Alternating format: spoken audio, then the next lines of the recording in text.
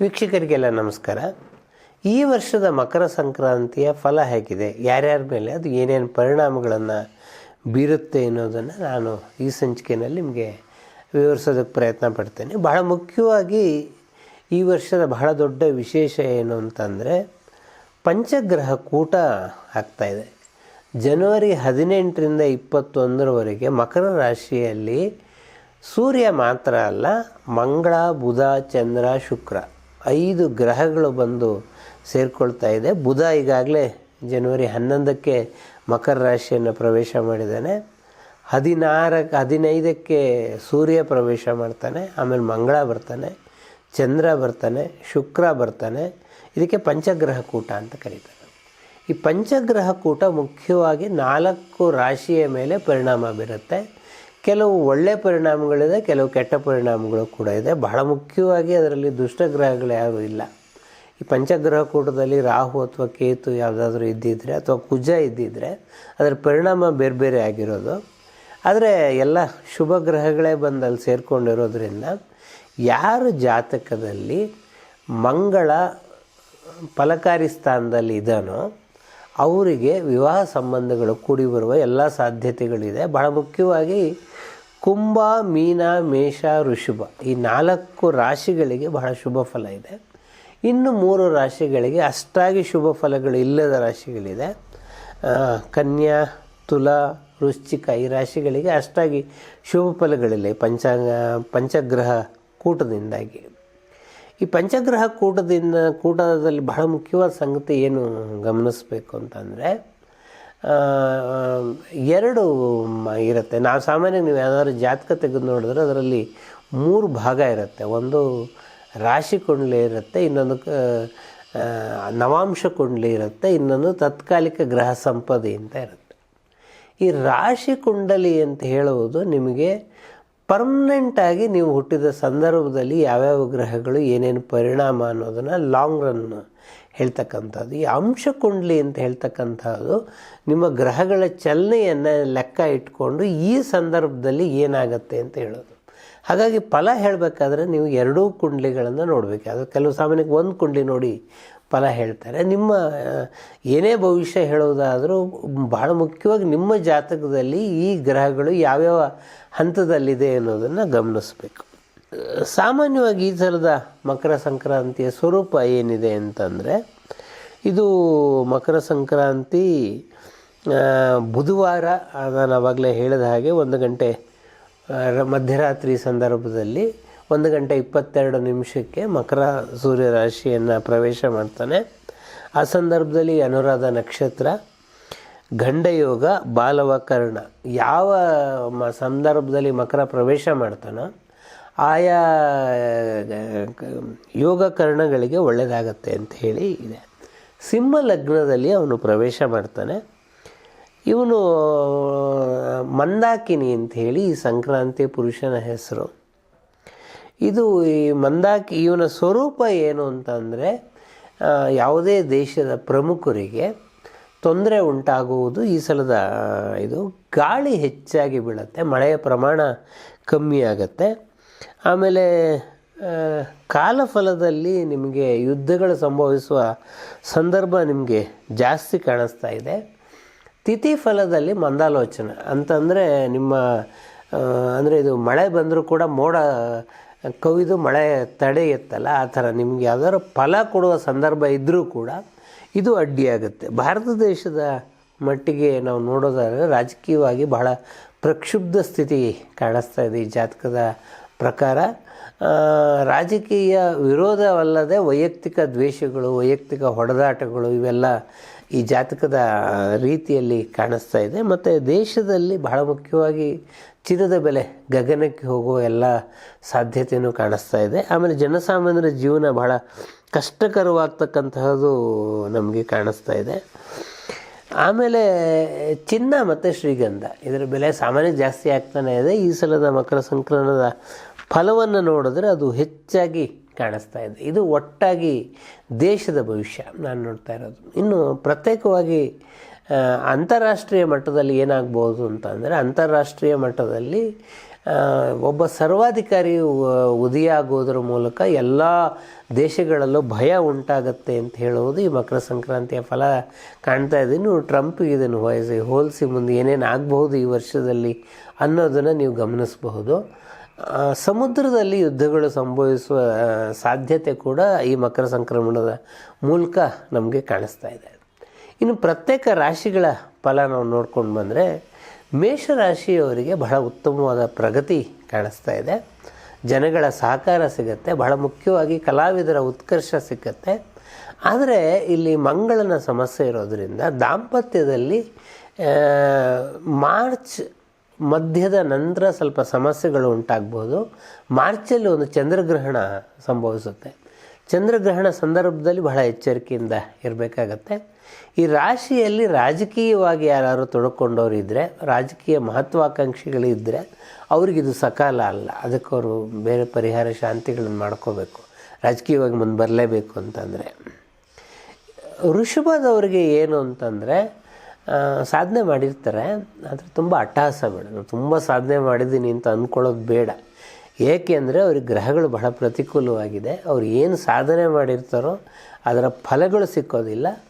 ಎಲ್ಲಕ್ಕಿಂತ ಮುಖ್ಯವಾಗಿ ಈ ವೃಷಭ ರಾಶಿಯವರಿಗೆ ಸಂಕ್ರಮಣ ಫಲ ಏನು ಭಾಳ ಸ್ಪಷ್ಟವಾಗಿ ತೋರಿಸ್ತಾ ಇದೆ ಅಂದರೆ, ಯಾವುದೇ ವಾಮ ಮಾರ್ಗದಲ್ಲಿ ನೀವು ಹಣ ಸಂಪಾದನೆ ಮಾಡಿದ್ರೆ ಅದು ನಿಮಗೆ ಕೈಗೆ ದಕ್ಕೋದಿಲ್ಲ ಅಂತ ಹೇಳಿ.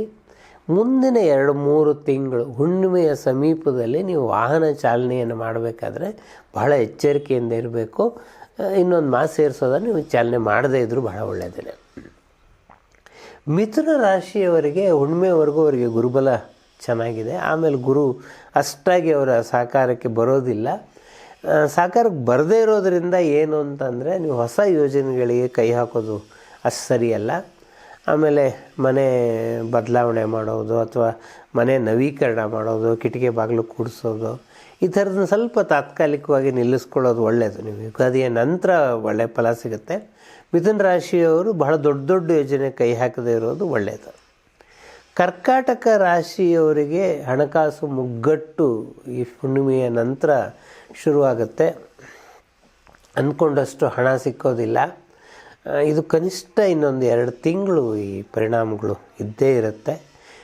ಗುರು ಮತ್ತೆ ಬರಬೇಕು. ಗುರುವಿನ ಬದಲಾವಣೆ ಆದ ಮೇಲೆ ನಿಮಗೆ ಫಲ ಮುಂದಕ್ಕೆ ಸಿಕ್ಕೋದು. ಸಿಂಹರಾಶಿಯವರಿಗೆ 3 ತಿಂಗಳು ಚೆನ್ನಾಗಿದೆ. ಉತ್ತರಾರ್ಧದಲ್ಲಿ ಭಾಳ ಒಳ್ಳೆಯ ಫಲಿತಾಂಶಗಳನ್ನು ನೋಡಬಹುದು. ಸಂಬಂಧಗಳ ವಿಚಾರದಲ್ಲಿ ಸಿಂಹರಾಶಿಯವರು ಸ್ವಲ್ಪ ಕಷ್ಟಪಡ್ತಾರೆ. ಮನೆಯೊಳಗೆ ಗಂಡ ಹೆಂಡತಿ ನಡುವೆನೋ, ತಂದೆ ಮಕ್ಕಳ ನಡುವೆನೋ ಮಾತಿನ ಬಿರುಸುಗಳು ಉಂಟಾಗ್ಬೋದು. ಇಂಥ ಸಂದರ್ಭದಲ್ಲಿ ಹೆಚ್ಚಿಗೆ ಮಾತಾಡದೇ ಇರೋದು ಒಳ್ಳೆಯದು. ಮನೆಯಲ್ಲಿ ಇನ್ನೊಬ್ಬರು ಮಾತನ್ನು ಕೇಳಿಸ್ಕೊಳ್ಳೋ ತಾಳ್ಮೆಯನ್ನು ಬೆಳೆಸ್ಕೊಂಡ್ರೆ ನಿಮಗೆ ಒಳ್ಳೆಯದಾಗತ್ತೆ. ಕನ್ಯಾ ರಾಶಿಯವರಿಗೆ ಬುಧ ಮತ್ತು ಶುಕ್ರ ಇಬ್ಬರು ಬಹಳ ಬೆಂಬಲವಾಗಿ ನಿಂತಿದ್ದಾರೆ. ಹಿಂಗೆ ಬೆಂಬಲವಾಗಿ ನಿಂತಿರೋ ಕಾರಣದಲ್ಲಿ ಅವ್ರಿಗೆ ಬಹಳ ಮುಖ್ಯವಾಗಿ ನೌಕರಿಯ ವಿಷಯದಲ್ಲಿ ಇದು ಬಹಳ ಒಳ್ಳೆಯ ಕಾಲ. ನೌಕರಿ ಬದಲಾವಣೆ ಮಾಡೋದಕ್ಕೆ ಅಥವಾ ನೌಕರಿಯಲ್ಲಿ ಬಡ್ತಿ ಸಿಗೋದಕ್ಕೆ, ನೌಕರಿಯಲ್ಲಿ ಕುಶಲತೆಯನ್ನು ಕಲ್ತ್ಕೊಳ್ಳೋದಕ್ಕೆ ಈ ಥರದಲ್ಲಿ ಬಹಳ ಒಳ್ಳೆಯ ವಾತಾವರಣ ಇದೆ. ಸಮಸ್ಯೆ ಏನು ಅಂತಂದರೆ, ಮೇಲಧಿಕಾರಿಗಳ ವಿಷಯದಲ್ಲಿ ಸ್ವಲ್ಪ ಎಚ್ಚರಿಕೆಯಿಂದ ಇರಬೇಕು, ನ್ಯಾಯವಿನಯದಿಂದ ಇರಬೇಕು.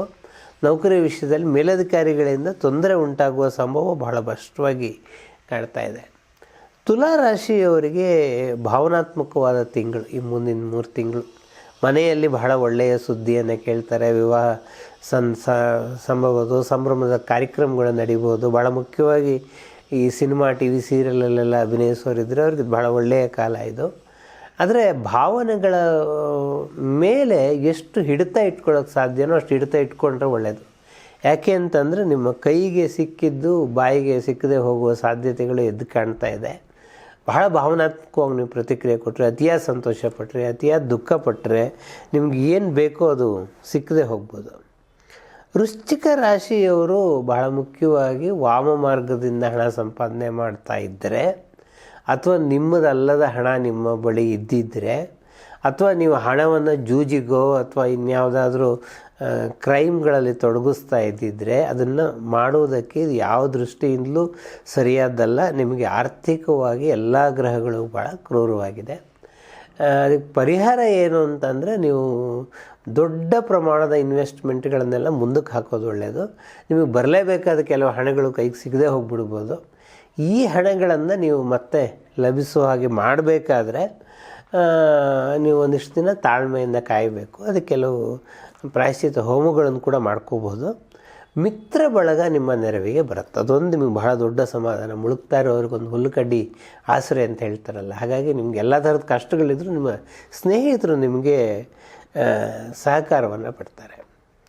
ಧನುಸ್ಸು ರಾಶಿಯವರಿಗೆ ನ್ಯಾಯಾಲಯದಲ್ಲಿ ಬಹಳ ಒಳ್ಳೆಯ ತೀರ್ಪುಗಳು ನಿಮ್ಮ ಪರವಾಗಿ ಬರುತ್ತೆ, ಅಥವಾ ಬಹಳ ನೆನೆಗುದ್ದಿಗೆ ನಿದ್ದಿದ್ದ ಪ್ರಕರಣಗಳು ನಿಮ್ಮ ಪರವಾಗಿ ಬರುತ್ತೆ. ಕಚೇರಿಯಲ್ಲಿ ನಿಮ್ಮ ಪ್ರತಿಭೆಗೆ ಬಹಳ ಮನ್ನಣೆ ಸಿಗುತ್ತೆ. ಬರಹಗಾರರು, ಕಲಾವಿದರು ಇದ್ದರೆ ಸಮಾಜದಲ್ಲಿ ಅವ್ರಿಗೆ ಮನ್ನಣೆ ಸಿಗುತ್ತೆ, ಗೌರವ ಸಿಗುತ್ತೆ. ಆದರೆ ಹೂಡಿಕೆಯ ವಿಷಯದಲ್ಲಿ ಇದು ಒಳ್ಳೆಯ ತಿಂಗಳಲ್ಲ. ಅದು ಬಹಳ ದೊಡ್ಡ ಪ್ರಮಾಣದ ಹೂಡಿಕೆ, ಅಥವಾ ಉದಾಹರಣೆಗೆ ಸಿನಿಮಾ ತೆಗಿತೀನಿ ಅಂತ ಹೊರಟ್ರೆ ಖಂಡಿತ ಒಳ್ಳೆಯ ಸಂದರ್ಭ ಅಲ್ಲ. ಅದಕ್ಕೆ ಸ್ವಲ್ಪ ಕಾಯಬೇಕಾಗುತ್ತೆ. ಮಕರ ರಾಶಿಯವರಿಗೆ ಗುರು ಬಹಳ ಉತ್ತಮ ಫಲ ಕೊಡ್ತಾ ಇದ್ದಾನೆ. ಅದರಿಂದ ವಿದ್ಯಾಭ್ಯಾಸದ ದೃಷ್ಟಿಯಿಂದ ಬಹಳ ಒಳ್ಳೆಯ ಫಲಗಳು ಸಿಕ್ಕುವ ಸಾಧ್ಯತೆಗಳಿದೆ. ಸಂಶೋಧನೆಗೆ ತೊಡಗಿದವ್ರಿಗೆ ಬಹಳ ಒಳ್ಳೆಯ ಫಲಗಳು ಸಿಗ್ಬೋದು. ಆಮೇಲೆ ಕೆಲವು ಬದಲಾವಣೆಗಳು ಕೂಡ ನಿಮ್ಮ ವ್ಯಕ್ತಿತ್ವದಲ್ಲಿ ಮಾಡಿಕೊಂಡ್ರೆ ನೀವು ಯಾವುದೋ ನೆನೆಗುದಿಗೆ ಬಿದ್ದಿದ್ದ ಕೆಲಸಗಳು ಮುಂದಕ್ಕೆ ಹೋಗ್ಬೋದು. ಈ ಥರದ ಫಲಿತಾಂಶಗಳನ್ನು ನಾವು ನೋಡ್ತೀವಿ. ಕುಂಭರಾಶಿಯವರಿಗೆ ಅಧಿಕಾರಯುತವಾಗಿ ಎಲ್ಲೆಲ್ಲಿ ನೀವು ಇರ್ತೀರೋ ಅಲ್ಲೆಲ್ಲ ನಿಮಗೆ ಅಧಿಕಾರಕ್ಕೆ ಪೂರಕವಾಗಿ ಗ್ರಹಗಳು ಕೆಲಸ ಮಾಡುತ್ತೆ. ಮೇಲಧಿಕಾರಿಯಾದವರಿಗೆ ನಿಮ್ಮ ದರ್ಪವನ್ನು ತೋರಿಸೋದಕ್ಕೆ ಸಹಾಯ ಮಾಡುತ್ತೆ. ರಾಜಕಾರಣದಲ್ಲಿ ಮುಂದೆ ಹೋಗೋದಕ್ಕೆ ನೀವು ಬಯಸೋದೇ ಕೆಲವು ಮೆಟ್ಲುಗಳು ಸಿಕ್ಕತ್ತೆ. ಆದರೆ ಬಹಳ ದೂರಗಾಮಿ ಪರಿಣಾಮಗಳನ್ನು ಬೀಳ್ತಕ್ಕಂಥ ಶಕ್ತಿ ಗ್ರಹಗಳಿಗೆ ಇಲ್ಲ.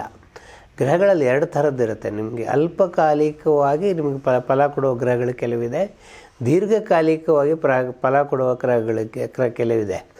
ದೀರ್ಘಕಾಲೀನ ಫಲ ಕೊಡುವ ಗ್ರಹಗಳು ನಿಮ್ಮ ಪರವಾಗಿಲ್ಲ. ನಿಮಗೆ ಪರವಾಗಿರೋದೆಲ್ಲ ಅಲ್ಪಕಾಲೀನ ಫಲ ಕೊಡುವ ಗ್ರಹಗಳು. ನೀವು ಬುಧ ಶುಕ್ರನ ನಂಬಿಕೊಂಡು ದೊಡ್ಡ ದೊಡ್ಡ ಯೋಜನೆಗಳನ್ನು ಮಾಡೋಕ್ಕಾಗಲ್ಲ. ಗುರು ನಿಮಗೆ ಪರವಾಗಿ ಇಲ್ಲ. ಅದರಿಂದ ಸ್ವಲ್ಪ ನೀವು ಕಾಯಬೇಕಾಗುತ್ತೆ. ಮೀನರಾಶಿಯವರಿಗೆ ಒಂದು ಬಹಳ ದೊಡ್ಡ ಆಶ್ಚರ್ಯಕರವಾದ ಸಂಗತಿ ನಿಮಗೆ ದೊರಕುವ ಸಾಧ್ಯತೆಗಳು ಎಲ್ಲ ಇದೆ. ನೀವು ನಿರೀಕ್ಷೆ ಮಾಡದೇ ಇರೋ ಥರದಲ್ಲಿ ಎಲ್ಲೊಂದು ಕಡೆಯಿಂದ ಸಹಾಯ ಬರುತ್ತೆ, ಧನ ಬೆಂಬಲ ಸಿಕ್ಕತ್ತೆ ನಿಮಗೆ. ಬಹಳ ಮುಖ್ಯ ಏನು ಅಂತಂದರೆ ನಿಮ್ಮ ಮನಸ್ಸಿನ ಭಾವನೆಗಳನ್ನು ನೀವು ಹಿಡಿತದಲ್ಲಿಟ್ಕೊಂಡಿರಬೇಕು. ಇವತ್ತು ಕೆಲಸ ಆಗಿಲ್ಲ ಅಂದ್ಕೂಡಲೇ ನೀವು ನಿರಾಶರಾಗಿ ಅದನ್ನು ನಿಲ್ಲಿಸ್ಬಿಟ್ಟು ಮತ್ತೊಂದು ಕೆಲಸಕ್ಕೆ ಹೋಗೋದು, ಈ ಥರದ್ದು ಮಾಡಬೇಡಿ. ನಿಮ್ಮ ಹತ್ತಿರದಲ್ಲಿ ಫಲ ಸಿಗುವ ಸಾಧ್ಯತೆ ಇರೋದರಿಂದ ಎಷ್ಟರ ಮಟ್ಟಿಗೆ ತಾಳ್ಮೆ ನೀವು ಇಟ್ಕೊಳ್ತೀರೋ ಅಷ್ಟು ತಾಳ್ಮೆ ನಿಮಗೆ ಫಲಿತಾಂಶವನ್ನು ಕೊಡುತ್ತೆ. ಇದಿಷ್ಟು ಮಕರ ಸಂಕ್ರಾಂತಿ ಈ ವರ್ಷ ನಿಮಗೆ ಕೊಡ್ತಕ್ಕಂತಹ ಫಲಿತಾಂಶಗಳ ಬಗ್ಗೆ ಹೇಳಿದ್ದೀನಿ. ಇನ್ನು ಮುಂದಿನ ದಿನಗಳಲ್ಲಿ ಕೂಡ ಹೀಗೆ ಜ್ಯೋತಿಷ್ಯದ ದೃಷ್ಟಿಯಿಂದ ಯಾವುದಾದ್ರು ಮಹತ್ವದ ಸಂಗತಿಗಳಿದ್ದರೆ, ಫಲಾಫಲಗಳಿದ್ದರೆ ನಿಮ್ಮ ಗಮನಕ್ಕೆ ನಾವು ತರ್ತಾನೆ ಇರ್ತೀವಿ. ನಮ್ಮ ಈ ಪ್ರಯತ್ನಕ್ಕೆ ನೀವು ಸ್ವಾಗತವನ್ನು ಕೊಡ್ತೀರಿ ಅಂತ ಆಶಿಸ್ತೀನಿ.